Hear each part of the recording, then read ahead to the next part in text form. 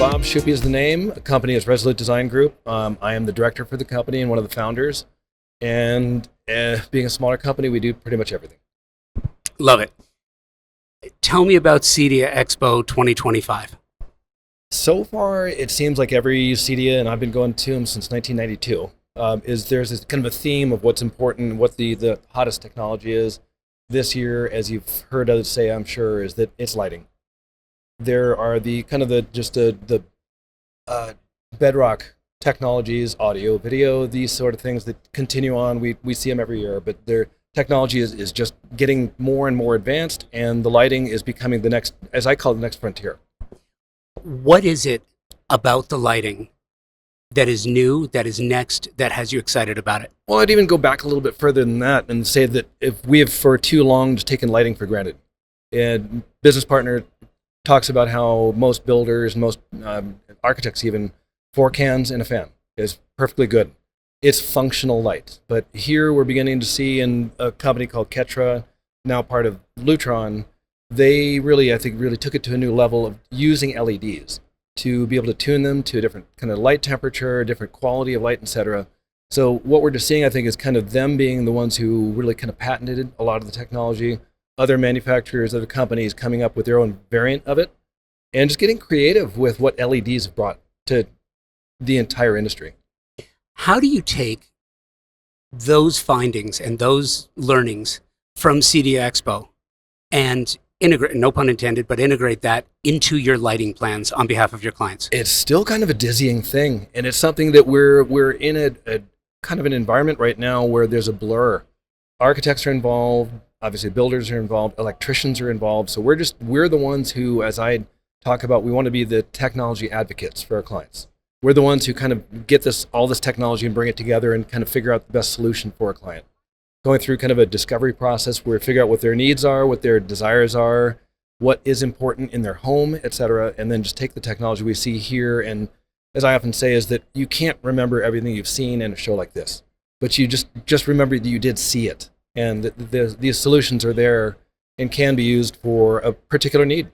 So we just here it's drinking from a fire hose. It really is all the technology. It is drinking from a fire hose, and it is too. But at the end of the day, you have to be able to take it back, yes, process it, so that you can work it into, and I'm speaking specific, we're talking about lighting. Yeah. Right? Yep. There's so much more that you do. But what's so fascinating about this is, as we talk, and lighting, the idea of lighting is not exciting because just a generalized topic, we think we know everything there is to know about lighting. Yep. But we've had the conversation a number of times over the past day and a half. The chronology of lighting itself, going from, when you had full control over your incandescents, but then moving away from that to the horrible CFL days, into the halogen days, into the beginning of LEDs with a binary choice of turning it off or turning it on. And now where we are, it's almost hard to imagine what's next because of what they're doing right now with this LED technology. Well, yeah, and I think it's not only just what we're doing now and what's coming, but it is the embracing by just the common person and builders and architects and such.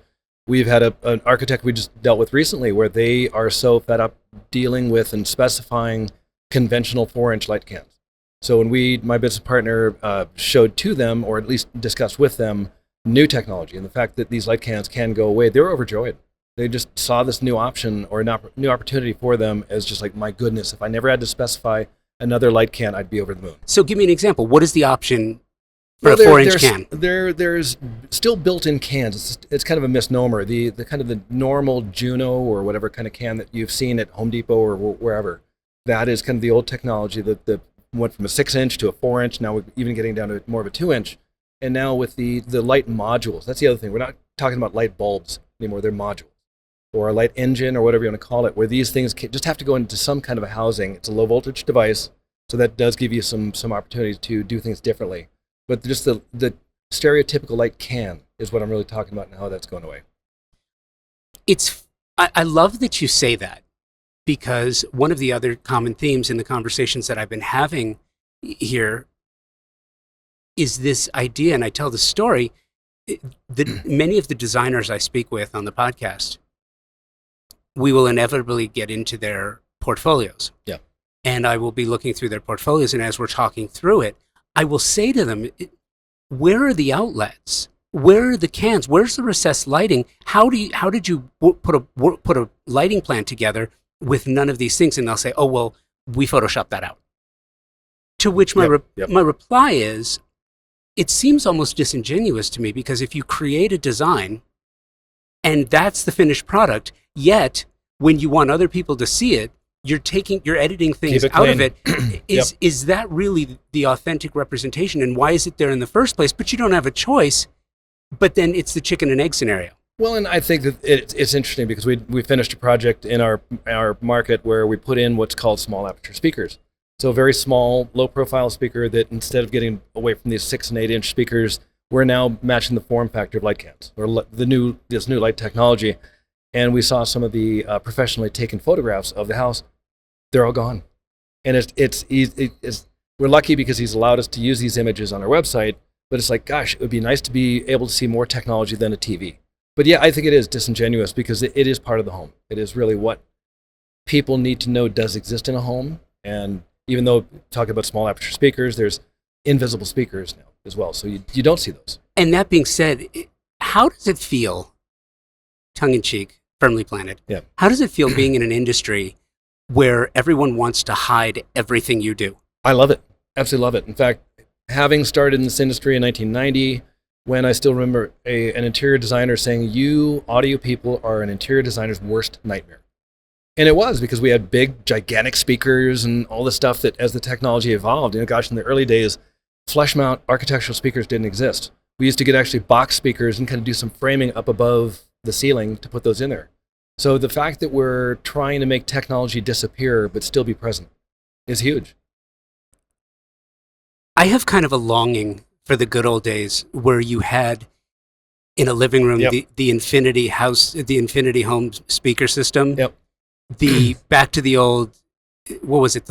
Is it Live or Memorex, or was it the Maxell? The one where he's in the chair and his UDXL2 and his hair's being blown back. It's funny you mentioned that because we had a client who we engaged with this client, and he wants those old style speakers. And we put together a proposal for him where I actually found that image of the guy kicked back in his chair and his hair being blown back and all that. And that appealed to him so much. And in fact, you talk about that because we, as a company, engaged some manufacturers here who had the kind of large scale speakers. And we got some from one of our dealers. And they're luckily sitting in a demo space that my wife and I get to take advantage of now. And her one comment about those, having grown up listening to music and being very serious about it as well, is that, oh, these speakers are not going anywhere. But it is, I think we're hearkening back a little bit to a bygone era when, as we deal more and more with intangible or untouchable content, streaming, I'm hearing more and more about, well, obviously vinyl is the rage again. People want to be able to touch and feel the content, and also not only that, but own it. You're not paying for a streaming service if you own these 1,000 CDs, which I've been finally getting my CD collection once again available to be able to stream throughout the entire house. So I think there is a hearkening back to a bygone era that's refreshing. I like it. So my background is in radio. Okay. Yeah. I was a music rep for an alternative station in Dallas in the 90s. Okay. And part of that gig was my program director every week would bring me remember those old containers that would hold the mail, like in an office? Yeah. They would just bring in those containers, those crates. I'd get a crate every week. Here's what's dropping. Every Tuesday, I would get here's what's dropping. So my CD collection, I still have a lot of them, right? Yep. But here's what's interesting about it. And I'm glad that you brought up vinyl, because I think the speakers, the house speakers, it's a moment that many long for to go back to, but a simplicity. Yeah. But here's the thing. The performance is the question. If you listen to those CDs and U2's Rattle and Hum versus a record, actual vinyl of Rattle and Hum, you put some cans on and you listen to those two, or you could switch between. you will hear two completely different performances. They are. And being an engineer myself, I just know that there's a lot to be said about digital. I know that the vinyl, there are the people who are passionate about that and feel that that's still the best representation of sound. I would probably argue that a little bit. But it's funny, you mentioned, your days in radio. Early years of me being involved with a company in California, we did these Virgin Megastores across the country. In fact, one was in, some towns right outside of Dallas. And so during that time, I acquired a scary number of CDs. And being from Orange County, California, near Los Angeles, we were lucky we had a great station, KCRW, that was just a wealth of just exposure to content that I think is lacking now. And that's part of what I do, kind of long for the old days, is just being exposed to quality music and where people just cared about it. Okay, so editor's note. For those who are listening, thank you. I appreciate you. And for those who are hoping to talk more about AV integration, I'm sorry you're going to be disappointed, because we're going to talk about radio and music for a minute. Love it. Manhattan Beach. Yep. Product of the San Fernando Valley in the 1980s. Yeah. You talk about KCRW. Chris Doritas. Okay. Yep. Okay. I'm more K-Rock. Oh, yeah. And 91X. San Diego. 91X. We didn't get in the Valley. Yep. We didn't get 91X. But we got KNAC. Yeah. KMET. Yep. KMET. Yep. KLOS. KLOS. Yep. In college, I was an intern for Mark and Brian. Great radio station. Program, I should say. Yeah. Yep. When it was actually 95. KMET, that was a tremendous. KMET was amazing when you had Jim Ladd, Jeff Gonzer. Just Steve Downs. You had amazing. That's when you talk about nostalgia. But here's the thing. And here's where I want to challenge you a little bit. Yep. You're an engineer. Audio engineer? Electrical. You're an EE. Yep. Okay. So here's the thing. There's no way you can listen to a CD versus a record and tell me that there's no distinction or no difference. Well, no, there's 100%. There's a distinction It's and difference. Entirely different. Well, it's the sound you prefer. I prefer the clean sound of a well-produced CD. Although a record is good, and the tradition of sitting down and listening to one side of a CD, an LP, going over and turning it over, and B-sides, man. Yep, B-sides. Yep. Well, and not only that, but I mean, the one thing is, I'm passionate about the mix. Who mixed it? Who's a producer? Who's all this stuff? That stuff has fallen to the wayside. It really is sad. Where did you go to school? UCI, University of California, Irvine. As an EE? Yep. Fantastic. How does that experience and being a music fan and being an electrical engineer inform the way that you approach CEDIA Expo, the way that you approach the vendors, the exhibitors, the way that you try to obtain new product knowledge? Well, I'd say that the one thing is, having been doing this stuff since 1990, I realize that there's a lot of excitement about new technologies and such, but having been with the previous company I was with, where we embraced what we called bleeding edge technology and got burned by it. So a big part of what I do, and plus I have this technology in my own home, if it doesn't work, I get a call from my wife. So one of the most important things for me is, it's just got to work. And it's got to be, the company I was with was for a while owned by Best Buy for about 7-8 years or so. And their motto was, it's got to be bulletproof. It must work. And it's the thing, to be able to provide a solution to a client where we know day in, day out, it's going to work reliably, is critical. So I get excited about the new stuff, but I'm always wary. Wait. And that's why you come to CEDIA Expo. It is. And that's why. Yeah, and it's been a 7-year drought for me of going. Last time was in San Diego. But it is vitally important to be exposed to new technologies and also be able to have an influence on manufacturers. To be able to let them see, is like, okay, we tried that didn't work. Don't do anything proprietary. Just stay with technology we know that will be in 10 or 15 years still with us. So we do get an opportunity, especially when you've been in the industry for as long as I have.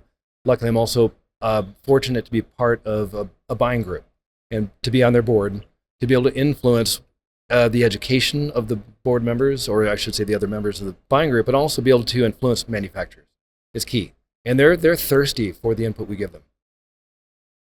And that's why you have to come every year. 100%. Yep. Yeah.